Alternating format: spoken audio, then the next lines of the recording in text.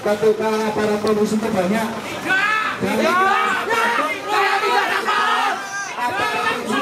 Senjata yang banyak yang modern. Saya tidak takut. Tidak takut. Ibu-ibu masuk sini di depan. Masuk di depan ibu-ibu. Harga busan.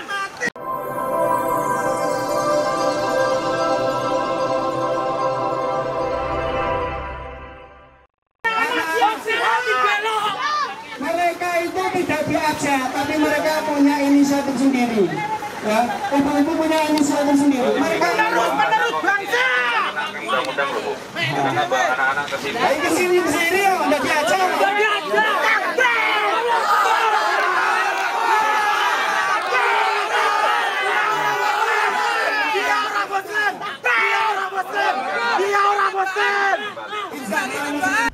Warga Busukan Mojosongo, Solo menolak gereja ilegal yang berdiri di wilayahnya. Pasalnya sudah 2 gereja besar berdiri di kampung tersebut. Mereka tidak ingin ada gereja ketiga yang hadir di perkampungan mereka. Asal pihak aparat itu mau bersikap adil dalam menyikapi ini, itu akan tidak menimbulkan resiko yang besar, gitu loh. Ketika bapak-bapak itu berpihak kepada sana, ya tentu itu akan merugikan kaum muslim di sini, akan menimbulkan keresahan di sini, akan menimbulkan ketakutan di sini, akan menimbulkan kondisi yang tidak kondusif di Busukan sini. Takbir! Hari Kamis 18 Mei 2017, Gereja Kristen Indonesia atau GKI akan diresmikan oleh Wali Kota Solo FX Rudi Hadiatmo. Ratusan warga Muslim Busukan menolak keberadaan gereja tersebut karena tak ada satupun dari warga Busukan yang menjadi jemaat gereja tersebut. Gereja itu digunakan untuk jemaat gereja dari luar daerah.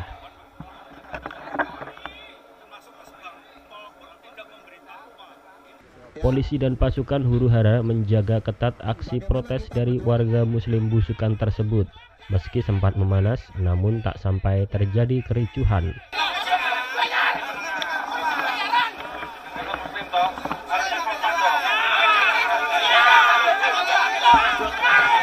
Beberapa tahun lalu gereja ini pernah ditolak warga karena tidak mendapat izin. Bahkan wakil wali kota Solo ketika itu juga tidak mengizinkan. Kemudian dengan kondisi semacam itu yang mayoritas Islam, di situ tuh sebenarnya sudah ada 2 gereja Kristen. Yang pertama gereja Kemah Injil, seperti yang disampaikan oleh Ibu tadi, itu punyanya Bapak Ayub. Letaknya itu di RT 03 RW 27. Ya, sampai sekarang tidak ada yang warga Busukan itu yang menjadi umat di sana. Bapak sekalian bisa cek. Kemudian yang kedua, di gereja yang kedua itu letaknya di RT 02 di tengah desa. Jarak antara gereja yang kedua dengan yang pertama tadi perkiraan saya kurang lebih 300 meter. Bapak. Di sana tidak ada satupun dari warga kita itu yang menjadi jemaat di sana. Tidak ada. Hanya ada satu sekalian, namanya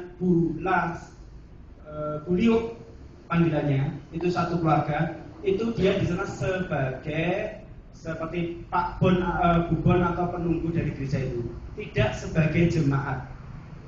Ya. Sampai sekarang dari 2 gereja itu aja, itu sudah menandakan dari bagaimana toleransi umat Islam di sana, bagaimana menghargai umat yang lain. Kita tidak pernah mengusik mereka, kita tidak pernah istilahnya kita memprotes mereka. Silakan tanya Bapak sekalian, silakan gereja di sana, bagaimana toleransi kita, kebaikan kita kepada mereka.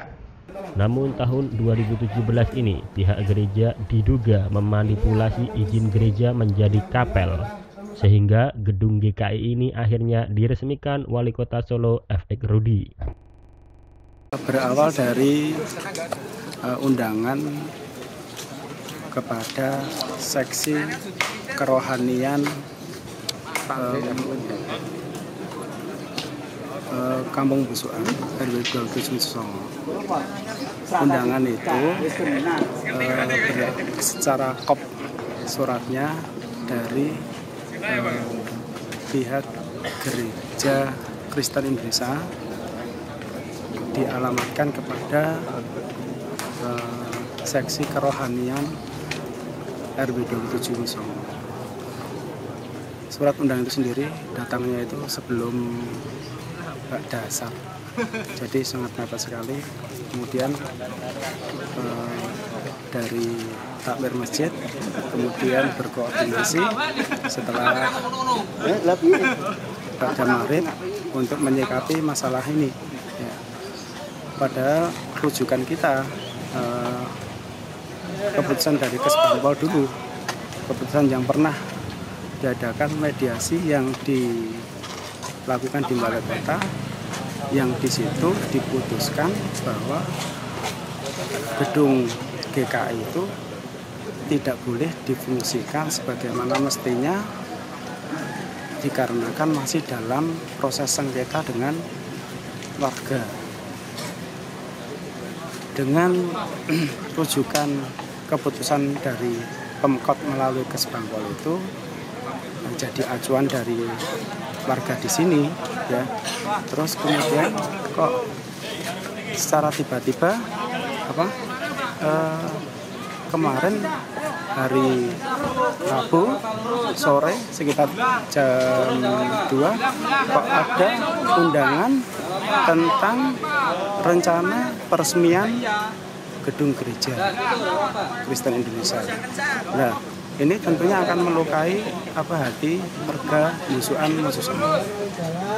Mereka ternyata mengkhianati terhadap keputusan dari perundingan yang dimediasi oleh Pemkot melalui Kesbangpol. Nah, ini kasus-kasus semacam ini ternyata dulu itu sudah pernah terjadi ketika bulan Ramadan, ya. Mereka juga melakukan tindakan yang licik ketika umat Islam melakukan sholat tarawih dan qiraatul Quran. Mereka justru memanfaatkan waktu-waktu yang kaum muslimin itu banyak disibukkan dengan beribadah. Mereka juga melakukan peribadatan, dan alhamdulillah ada warga kita yang mengetahui kemudian melakukan tindak lanjut untuk menyikapi masalah itu. Nah, yang lebih parah lagi sekarang ini, ya, sekarang ini mereka malah berani untuk meresmikan gedung gereja ini. Makanya dari itu tadi malam kita koordinasi dengan warga, kita menempuh dua jalur. Yang pertama kita koordinasi dengan orang tua, kemudian dari sesepuh-sesepuh di sini melakukan langkah secara protes secara instansi. Jadi dari RT kemudian RW kita sampaikan kepada pihak mereka. Kemudian yang kedua tetap dari masyarakat di sini, umat di sini berkoordinasi untuk pengerahan massa sebagai pressure pada mereka. Artinya menunjukkan bahwa kaum muslim di sini masih punya izah. Harapan warga ya tetap berkomitmen gedung gereja itu ya peresmiannya dibatalkan, kemudian gereja tidak diaktifkan sebagai tempat peribadatan. Tetap seperti itu tentang semula.